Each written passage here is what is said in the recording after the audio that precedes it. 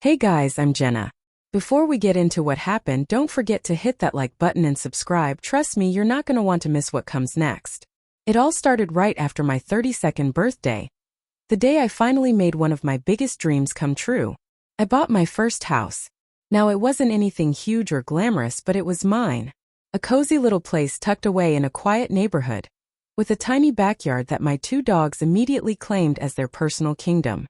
But for me, that house meant so much more than just signing papers or taking on a mortgage. It was freedom.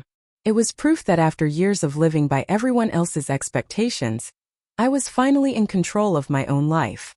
The day of my housewarming party came faster than I expected. I was a bundle of nerves and excitement, like butterflies on a caffeine rush. I wanted everything to be perfect: the food, the playlist, the decorations, every tiny detail. This wasn't just a party. It was my fresh start. Of course, my parents were right at the top of the guest list.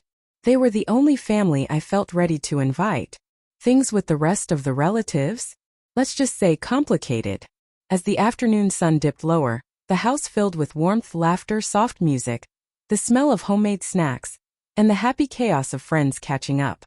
I was showing my college friend Lisa the small renovations I'd planned when the doorbell rang again. Smiling, I went to open the door, expecting another friend or maybe a neighbor. But when I swung it open, I froze. There was my mom. And right behind her stood Carson, her boyfriend, with that same fake friendly grin that never quite reached his eyes. And next to him, his daughter, Vanessa. "Jenna, darling, I hope you don't mind us bringing a little extra company," my mom chirped, already brushing past me before I could even answer. I just stood there for a moment, completely speechless. Finally, I managed to say, "Mom, I thought it was just going to be us." My voice came out tight, confused and honestly a little annoyed. "Oh honey, I knew you wouldn't mind," she said quickly, waving it off. "Carson really wanted to see your new place, and Vanessa's been dying to meet you." Dying to meet me? From the way Vanessa's eyes were darting around my living room, like she'd accidentally walked into a thrift store, that didn't seem very true. I tried to shake it off. It was my day. I wasn't going to let this ruin it. But I was wrong. A little later, as people were chatting, Vanessa's voice cut through the air like a knife. "I would have chosen a different color," she said loudly, eyeing the living room wall. "This shade is just so 2010. The room went quiet. I felt my cheeks burn as my friends looked around, unsure what to say. This was supposed to be my moment, my celebration, and here she was mocking it. With a tight smile, I turned to her. "Well, Vanessa, not all of us need to chase the latest trends to feel good about our homes. Some of us prefer a style that actually lasts, something timeless." My words came out sharper than I planned, but I didn't regret them. A few of my friends chuckled quietly. Vanessa didn't flinch. Her smirk stayed firmly in place. Then she added, "Why would anyone arrange a living room like this? It's like you've never even heard of interior design." That was it. I stepped closer and said calmly, "If you have suggestions, I'd love to hear them, just maybe without the insults. Especially in front of my guests." For a second, she actually looked surprised. Then she rolled her eyes. "I'm just saying what everyone's thinking. No need to be so sensitive." Except no one was thinking that. I could feel the quiet support from my friends, the kind that doesn't need words. And just when I thought things couldn't get more awkward, my mom touched my arm and said softly, "Jenna, can we talk for a minute?" We slipped into the hallway. Her face was tight, her voice low. "Honey," she began. "I know this is a lot to ask," Mom began carefully, "but could Vanessa stay with you for a little while? Just until they figure out their living situation." Her words hit me like a punch. "Mom, no. I can't. This is my space, and after tonight, it's obvious Vanessa and I don't get along." "Jenna, please," she pleaded, her voice soft but heavy. "She's having a hard time, and you know how Carson can be. It would just be temporary." The weight of her expectation pressed on me like a stone. I took a breath and stood firm. "Mom, I need to set boundaries.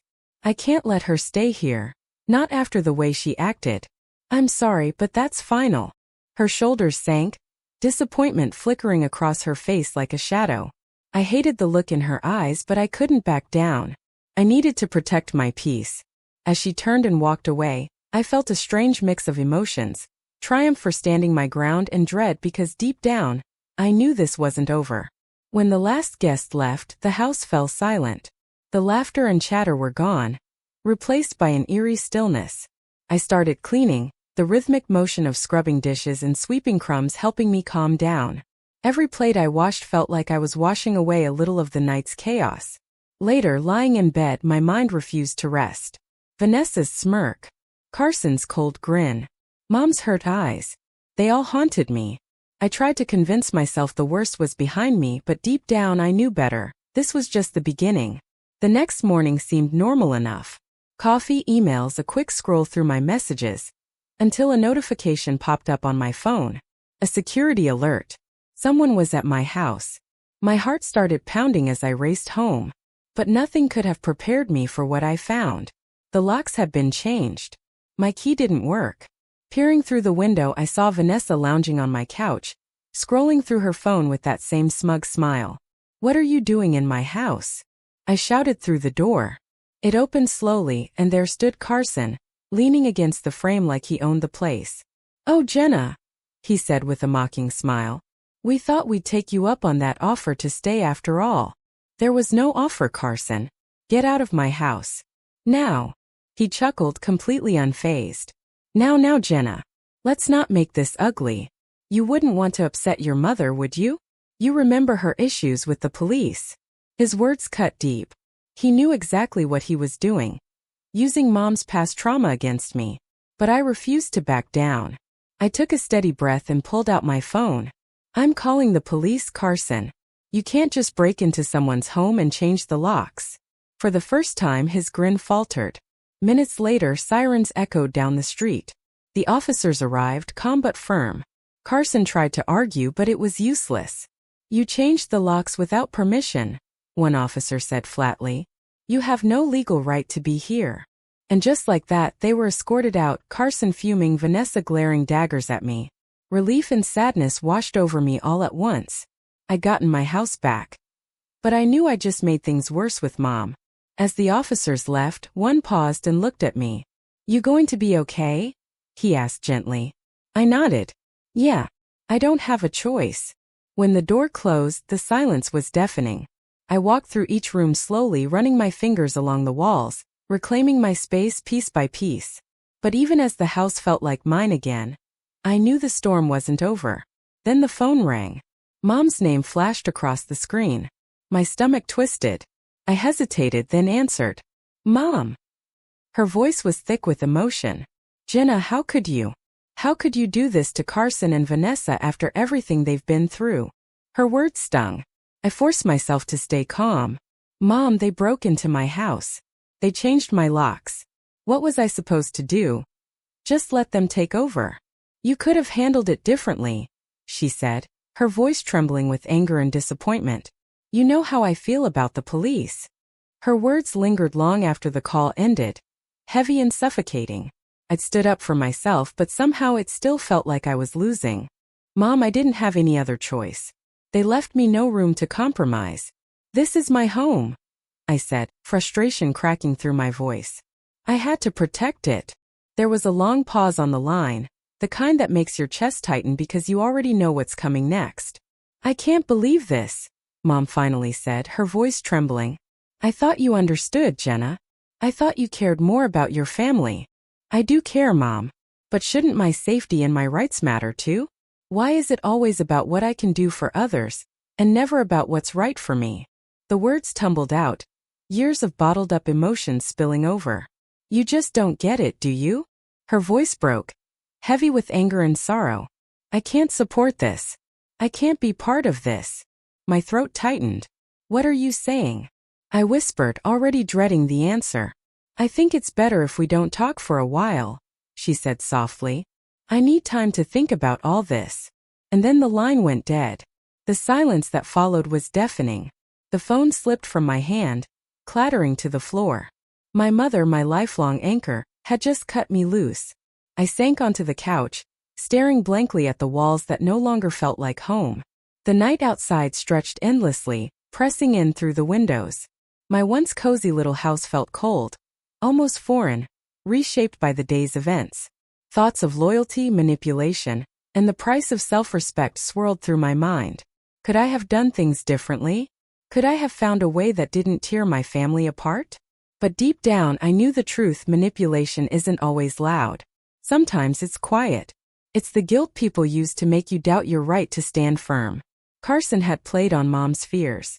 And now, Mom was unknowingly doing the same, trying to make me feel like defending myself was betrayal. By dawn, a strange calm settled over me. Protecting my emotional and mental peace was just as vital as protecting my home. The rift with my mother hurt, but maybe it was necessary. Growth often comes wrapped in pain. Over the next few weeks, the sharp sting of her words faded into a dull ache, a constant reminder of the price of independence. The silence from her end was heavy, but in that quiet, I found pieces of myself I didn't know I'd lost, pieces long buried under obligation and guilt. My home, once a battleground, slowly became my sanctuary again. I painted over the walls, erasing every trace of Vanessa's scornful presence. Each brushstroke felt like reclaiming a piece of my peace. I replaced the locks, stronger this time, each click echoing the new boundaries I was learning to set. My friends and neighbors became my chosen family. They stood by me through dinners, movie nights, and long walks. Small moments that reminded me that family isn't always blood. Sometimes it's the people who stay when everything else falls apart. As for Carson and Vanessa, their names became just whispers from distant acquaintances. Stories of struggle that no longer stirred anything in me. I had moved on. One crisp morning, as I knelt in my garden planting new seeds, it hit me. This was what true independence felt like. Not the absence of conflict, but the peace that follows when you finally choose yourself. The rift with my mother was a scar that might never fully heal, but it was proof of how far I was willing to go to protect my peace. The road to self-empowerment is rarely easy. It's lonely, messy, and filled with choices that break your heart before they set you free. But standing there, surrounded by the quiet strength of my own space, I knew it had all been worth it. This wasn't just a house. It was my declaration of independence. My promise to live life on my own terms, with respect, peace, and boundaries intact. Now that our story has come to an end, what would you have done if you were in Jenna's place? Would you choose family harmony? Or protect your personal boundaries?